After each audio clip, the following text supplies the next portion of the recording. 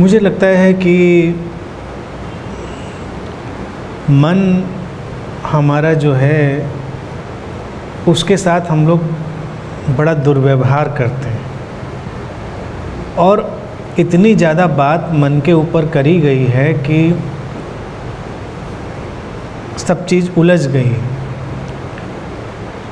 मन को हम बहुत ही वैज्ञानिक तरीके से ही लेकर चल सकते हैं।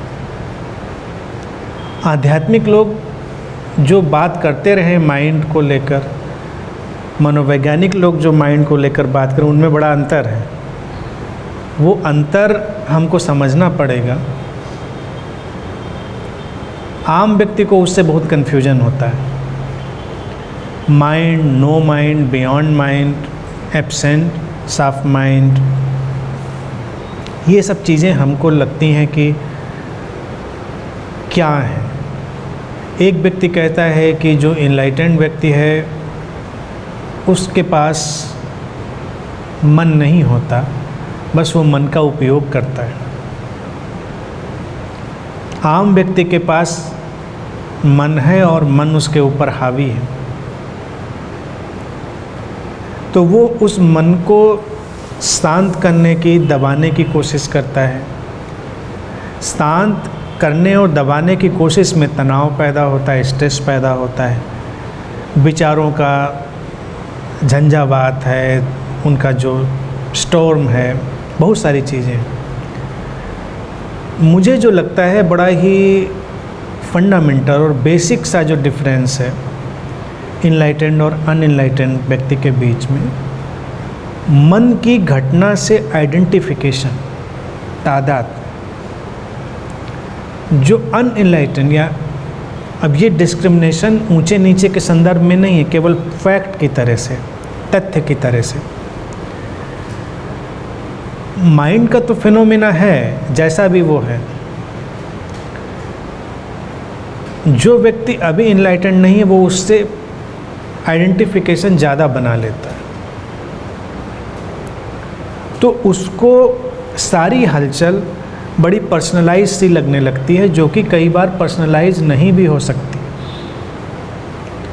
अब कल्पना करो, जैसे मान लो अभी एक आंधी आ रही हो, तूफान पैदा हो रहा हो, तो जो हलचल है तूफान की, आंधी की, वो सबके लिए है। एक व्यक्ति उसको शांत होकर बिना पर्सनलाइज किए हुए ऑब्जर्व कर सकता है, तो शायद उसके लिए वो बड़ा प्लेजरेबल भी हो, उसको अच्छा भी लगे कि कितना सुंदर फिनोमेना है।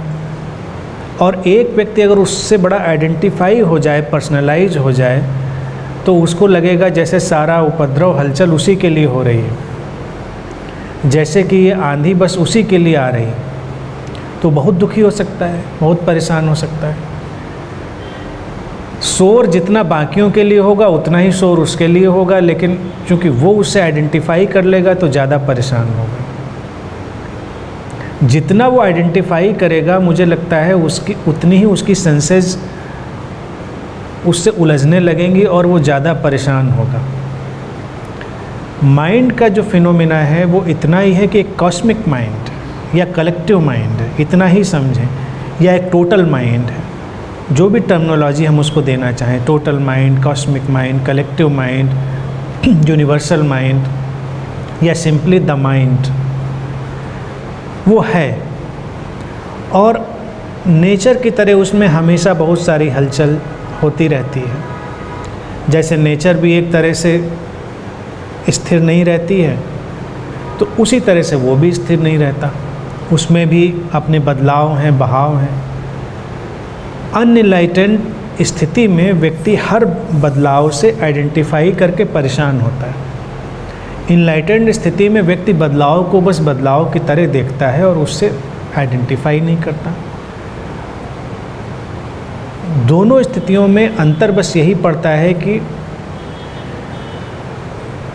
जो उससे ज़्यादा आइडेंटिफाई कर लेता है, तादाद में कर लेता है, वो उस मन का उपयोग भी नहीं कर पाता ठीक से, और जो उससे आइडेंटिफाई नहीं करता है वो उस मन का उपयोग भी कर लेता है, क्योंकि वो उसका फ्लक्चुएशन ठीक ठीक जान पा रहा है।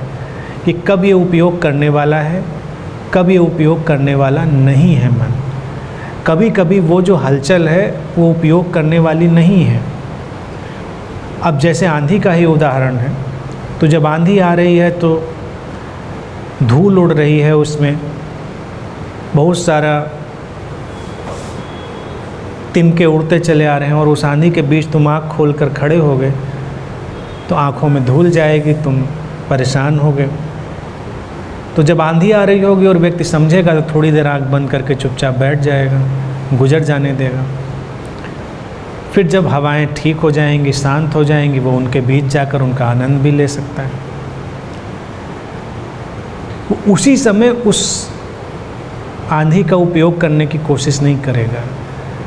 हम भी कभी कभी माइंड का उसी समय उपयोग करने की कोशिश करते हैं जब वो उपयोग करने की स्थिति में नहीं होता। ये बड़ा बारीक सा डिफरेंस है। गुजर रही हैं चीज़, वो वेव्स गुजर जाने, वो धीरे धीरे गुजर जाएंगी, और एक स्थिति आएगी जब उस माइंड का हम बड़ा ही पिक्यूलियर ढंग से उपयोग कर पाएंगे, और बड़ा ही क्रिएटिव उपयोग उस समय होगा, क्योंकि हम उसके बदलाव को ठीक ठीक देख पा रहे होंगे। यही अलर्टनेस और अवेयरनेस व्यक्ति को लानी है।